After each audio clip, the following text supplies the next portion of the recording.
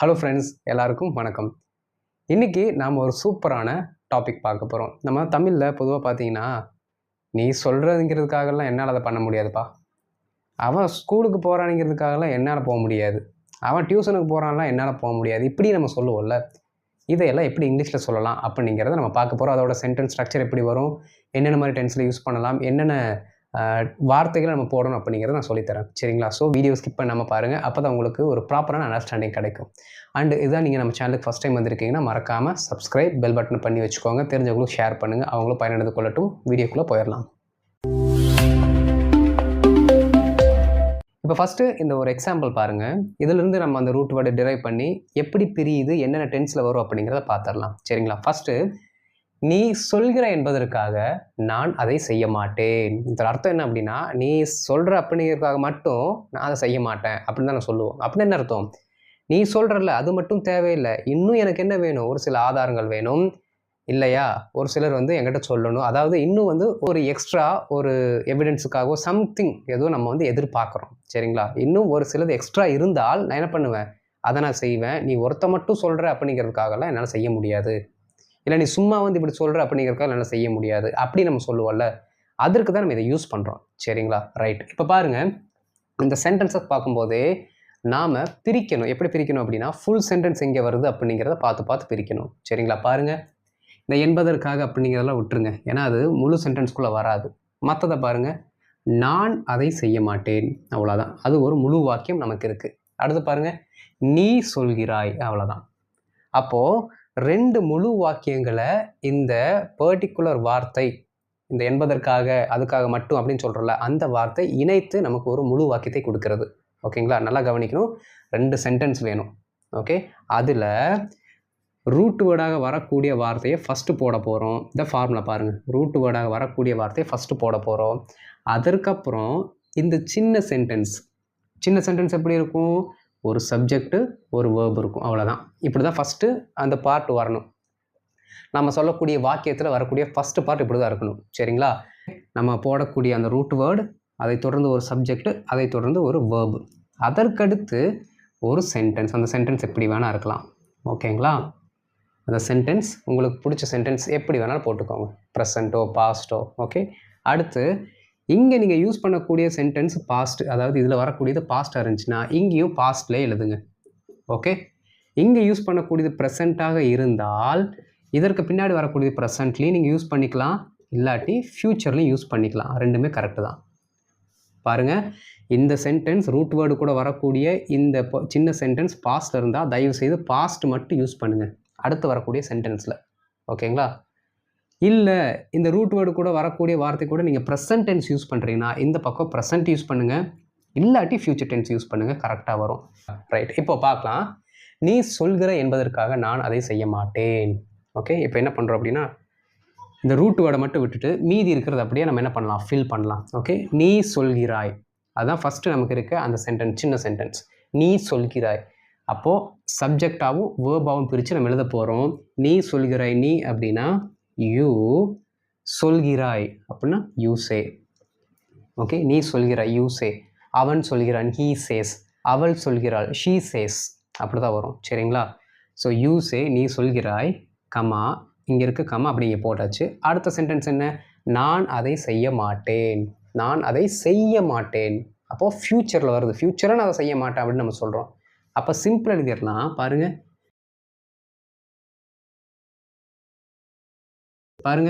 I won't do it, you say I won't do it. நீ சொல்கிறாய், நான் அதை செய்ய மாட்டேன். நீ சொல்கிற அப்படிங்கிறதுக்காக மட்டும் நான் அதை செய்ய மாட்டேன். அப்போது அதற்கான ரூட் வேர்டு என்ன அப்படின்னா, ஜஸ்ட் பிகாஸ் அப்படிங்கிற வார்த்தை தான். பாருங்கள், ஜஸ்ட் பிகாஸ் இதை போட்டிங்க அப்படின்னா மீனிங் வந்துடும். Just because you say I won't do it, just because you say I won't do it. நீ சொல்கிற அப்படிங்கிறதுக்காக மட்டும் இல்லை, நீ சொல்கிற அப்படிங்கிறதுக்காக என்னால் செய்ய முடியாது, இல்லை நான் செய்ய மாட்டேன். என்னால் செய்ய முடியாதுன்னா ஐ கேனாட் டூ இட்னு போட்டுக்கோங்க, அது கரெக்டு. ஐ கேனாட் டூ இட்னா என்னால் செய்ய முடியாது, நீ சொல்கிற அப்படிங்கிறதுக்காக என்னால் செய்ய முடியாது அப்படின்னா ஐ கேனாட் டூ இட். நான் செய்ய மாட்டேன் அப்படின்னு சொல்கிறோம் அப்படின்னா ஐ ஒன்ட் டூ இட். பாருங்கள், ப்ரெசண்ட்டு இங்கே ஃப்யூச்சர், இங்கே சொன்ன மாதிரி ப்ரெசண்ட் வந்தால் ஃப்யூச்சர் சென்டென்ஸும் போட்டுக்கலாம். அடுத்து இது அப்படியே பாஸ்ட்டுக்கு மாத்திரம், ஜஸ்ட் பிகாஸ் அப்படியே வரட்டும். யூ சே இருக்குது, என்ன பண்ணுற அப்படின்னா யூ செட்னு போடுறேன். You said. Just because you set, நீ சொன்ன அப்படிங்கிறதுக்காகலாம், சொல்கிற கிடையாது, சொன்ன அப்படிங்கிறதுக்காகலாம் நான் அதை செய்யலை. ஐ டிட் நாட் டூ இட், இல்லாட்டி I did not do that, எது வேணால் போட்டுக்கலாம், மீனிங் நமக்கு வந்துடும்.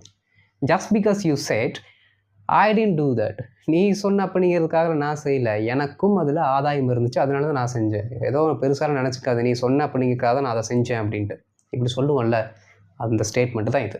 Okay, just because you said I did two that, just because you said I did do that. அதாவதுங்க இதில் நிறைய ஒரு மாடிஃபிகேஷன்ஸில் வரும். டசன் மீன்ங்கிற வார்த்தையை போட சொல்லுவாங்க, ஸோ அப்படிங்கிற வார்த்தையெல்லாம் இணைக்க சொல்லுவாங்க. அத்தனையும் நான் உங்களுக்கு சொல்லிக் கொடுத்தேன் அப்படின்னா உங்களுக்கு ரொம்ப கன்ஃபியூஸாக இருக்கும். ஓகே, ஆனால் அது போடாமல் இப்படி நீங்கள் சொன்னாலே மீனிங் கன்வே ஆகும். சென்டென்ஸ் கிராமட்டிக்கலி கரெக்டானா கரெக்டு. அதனால் சிம்பிளாக இருக்கனால இதிலே போயிடலாம். சரிங்களா? Right. Just because you said I did not do that, just because you say I can't do that, I won't do that, இந்த மாதிரிலாம் சொல்லிக்கலாம். ஓகேங்களா? ஒரு சில எக்ஸாம்பிள்ஸ் பார்க்கலாம், நமக்கு ஒரு கிளியர் கட் அண்டர்ஸ்டாண்டிங் கிடைக்கும். ஃபார்முலா பார்த்து வச்சுக்கோங்க, அதான் ரொம்ப முக்கியம். ஓகே,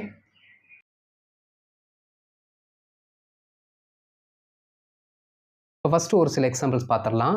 அதுக்கப்புறம் பார்த்தீங்கன்னா பாஸ்ட் டென்ஸுக்கு போயிடலாம். ஏன்னா இங்கே கொடுத்துருக்க எல்லாமே ப்ரெசென்ட்டுக்கு ஃபியூச்சர் கனடா மாதிரி தான் கொடுத்துருக்கேன். பாஸ்ட்டுக்கு நம்ம அடுத்த ஸ்லைடில் பார்க்கலாம். சரிங்களா? பாருங்கள், நல்லது செய்கிற என்பதற்காக மட்டும் நீ ஒன்றும் நல்லவன் கிடையாது. சரியா? நீ பண்ணுறது எல்லாமே ஃப்ராடு தனம். ஆனால் ஏதோ நல்ல மாதிரி வந்து ஹெல்ப் பண்ணிவிட்டு மக்கள்கிட்ட நல்ல பேர் வாங்கலாம்னு நினைக்கிறீல்ல, அப்படிங்கிறதுக்காக ஒன்று மட்டும் நீ நல்லவன் கிடையாது அப்படின்னு நம்ம சொல்லுவோம். சரிங்களா? சரி, இந்த சென்டென்ஸை பார்த்ததுமே நாம் என்ன பண்ணணும்னா அந்த முழு வாக்கியங்களாக வரக்கூடிய அந்த சென்ஸுகளை மட்டும் கட் பண்ணி எடுக்கிறோம். நல்லது செய்கிறாய், இங்கே வந்து நவுன் இல்லை, நல்லது செய்கிறாய் மட்டும்தான் இருக்குது, நவுன் இல்லை. அப்படி நவுன் இல்லாட்டியும் பரவாயில்ல, வினையை வைத்து கொண்டு வேர்பை வச்சுக்கொண்டு அந்த ஆக்ஷன் வேர்டை வச்சுட்டு அதை யார் செஞ்சாங்கங்கிறத ஈஸியாக ஐடென்டிஃபை பண்ணிடலாம். நல்லது செய்கிறாய், அப்போ செய்கிறாய் அப்படின்னா அது யாருக்குரிய வார்த்தை? நீ, அப்படி தான் சொல்லுவோம். நீ செய்கிறாய், நீ போகிறாய், அப்படி தானே வரும். அப்போது இங்கே செய்கிறாய் இருந்துச்சுன்னா ஆட்டோமேட்டிக்காக இதில் வரக்கூடிய நவுன் யாருன்னா நீ. Okay, right. ஓகே, இதை விட்டுருங்க. அடுத்து முழுசாக வரக்கூடிய வாக்கியம் இங்கே இருக்குது பாருங்கள்.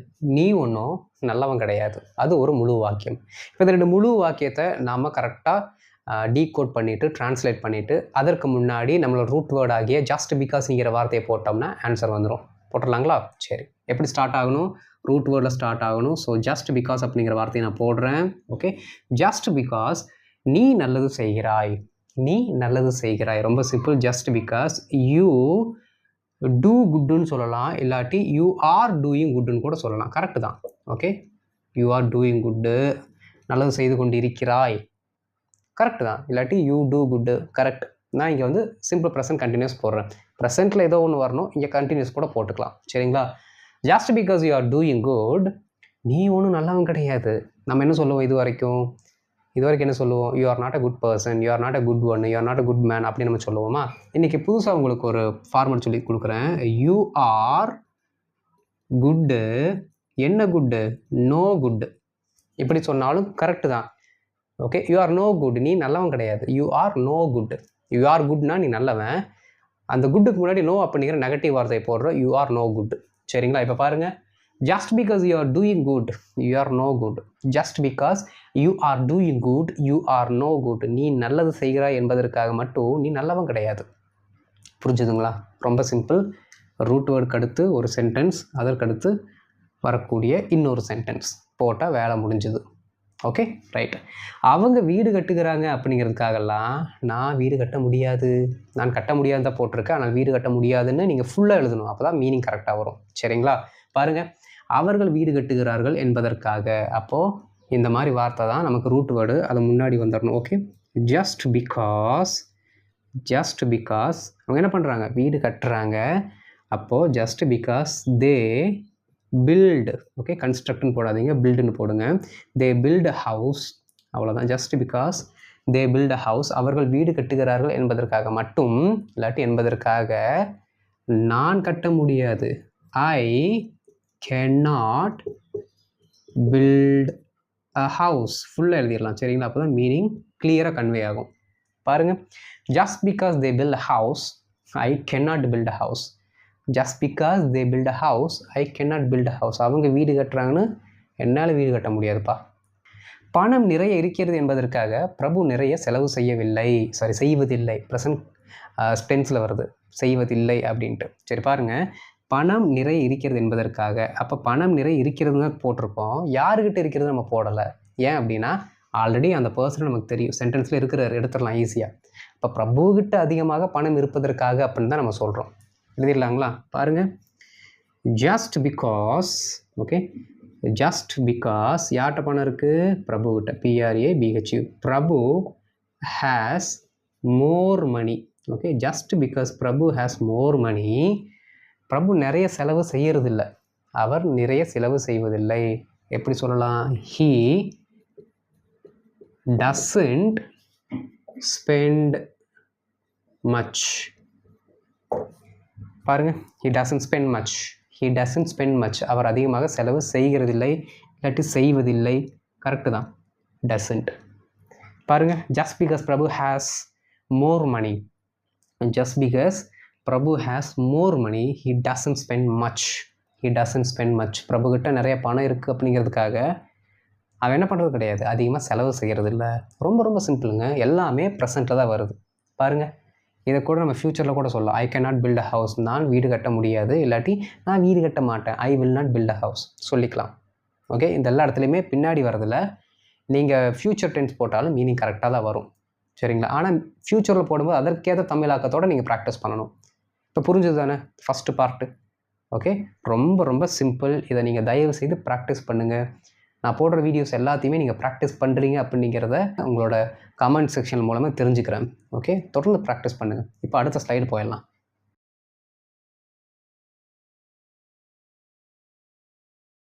இப்போ அடுத்த ஒரு 3 பாஸ்ட் டென்ஸுக்கு பார்த்துடலாம், சரிங்களா? பாருங்கள், உனக்கு வேணும், ப்ரெசண்ட்டில் வேணும் இல்லை, உனக்கு அது வேணும் அப்படிங்கிறதுக்காக அவங்க அதை கொண்டு வரல. ஓகே, உனக்கு ஆல்ரெடி இது வேணும் அப்படிங்கிறதுக்காகலாம் அவங்க கொண்டு வரல, வேறு ஏதோ ரீசனுக்காக கொண்டு வந்தாங்க.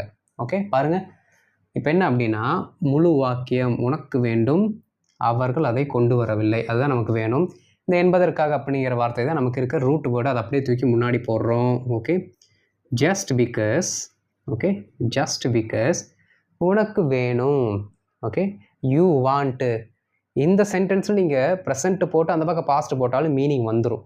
ஏன்னா உனக்கு இப்போ வேணுங்கிறதுக்காக ஒன்று அவங்க அப்போ கொண்டு வரல, ஆல்ரெடி யாரோ ஒரு பொருளை கொண்டு வந்து வச்சுருக்காங்க, அது இப்போ வந்து எனக்கு வேணுங்க இப்போ, அதனால தான் அவங்க கொண்டு வந்திருக்காங்க அப்படி நீங்கள் சொல்லுவோம் பார்த்தீங்களா? எனக்கு இப்போ அது வேணுங்க, அதனால தான் அவங்க ஆல்ரெடி எனக்காக கொண்டு வந்திருக்காங்க அப்படி நம்ம சொல்லுவோம். ஸோ இந்த மாதிரி ஒரு சில இடங்களில் நீங்கள் கனெக்ட் பண்ணுறதுக்கு யூஸ் பண்ணிக்கலாம், ஆனால் எல்லா இடத்துலையும் யூஸ் பண்ணாதீங்க.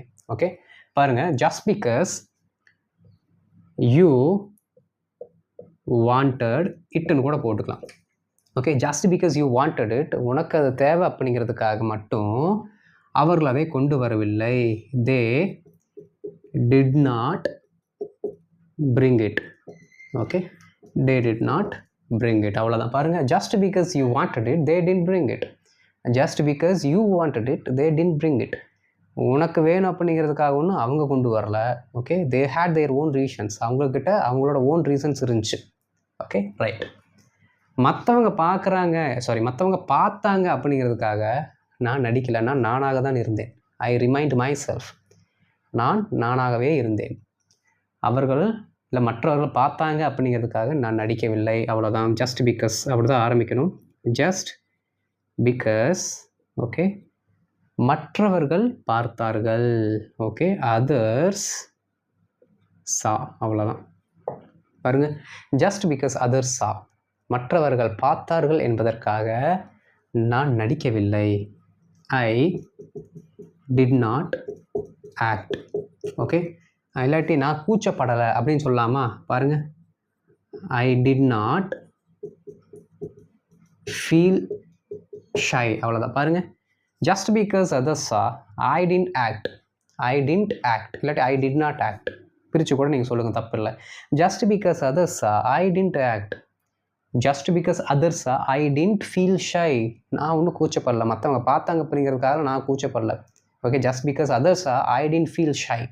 எவ்வளோ ஈஸியாக இருக்குன்னு பாருங்கள். ஓகே, அது ரூட்டோட மட்டும் போடுங்க, சென்டென்ஸை மேக் பண்ணுங்கள், முடிஞ்சு போச்சு. பாருங்கள், உனக்கு பிடித்து இருந்தது என்பதற்காக நீ திருமணம் செய்து கொண்டாய். இதை இன்னும் கொஞ்சம் கூட ஒரு எலாபரேட்டாக கூட சொல்லலாம். உனக்கு பிடித்து இருந்தது என்பதற்காக நீ அவளை திருமணம் செய்து கொண்டாய், இல்லாட்டி நீ அவனை திருமணம் செய்து கொண்டாய் அப்படிங்கிற மாதிரி நீங்கள் மாற்றிக்கலாம். ஓகே, சரி பாருங்கள், நம்ம ஆரம்பிச்சிடலாமா? ஜஸ்ட் பிகாஸ் உனக்கு பிடித்திருந்தது you liked. Okay, just because you liked ஹெர்ன்னு போட்டுக்கலாம், ஹிம்னு போட்டுக்கலாம், உங்களுக்கு யாரை சொல்லணுமோ அவங்கள போட்டுக்கலாம். ஜஸ்ட் பிகாஸ் யூ லைக்ட், நீ திருமணம் செய்து கொண்டாய். யூ மேரீட் அப்படின்னு சொன்னாலும் கரெக்டு தான். நீ அவளை திருமணம் செய்து கொண்டாய். யூ மேரீட் ஹர், அவ்வளோதான். Just because you liked you married her, உனக்கு பிடிச்சிருந்து அப்படிங்கிறதுக்காக நீ கல்யாணம் பண்ணிக்கிட்ட. இப்போ எங்ககிட்ட வந்து சொல்லி என்ன பிரயோஜனம்? இப்போ வந்து வீட்டில் சண்டையாக இருக்குன்னு சொல்லி என்ன பிரயோஜனம்? அப்போல்லாம் சொல்லுவோம்ல. பாருங்கள், just because you liked you married her. Just because you liked you married her. Okay, புரிஞ்சதில்ல உங்களுக்கு? ப்ராக்டிஸ் பண்ணுவீங்களா டெய்லியும்? நீ சொல்லி கொடுத்துட்ட அப்படிங்கிறதுக்காகலாம் எங்களால் ப்ராக்டிஸ் பண்ண முடியாதுன்னு சொல்கிறீங்களா? அப்படி தான் மைண்ட் வைஸ் எனக்கு வருது. நீ சொல்லி கொடுத்துட்டு அப்படிங்கிறதுக்காகலாம் ப்ராக்டிஸ் பண்ண முடியாதுன்னு சொல்கிறீங்க. சரி, இந்த சென்டென்ஸுக்கு என்ன ஆன்சர் வரும்னு கூட நீங்கள் கமெண்ட்டில் போடலாம். ஓகே, ஹோம்ஒர்க் கொடுக்குறேன். இப்போ நான் சொன்ன ஸ்டேட்மெண்ட்டுக்கும் ஆன்சர் என்ன வரும்னு கமெண்ட்டில் ட்ரை பண்ணுங்கள். ஓகே, ஹோம்ஒர்க் போயிடலாம்.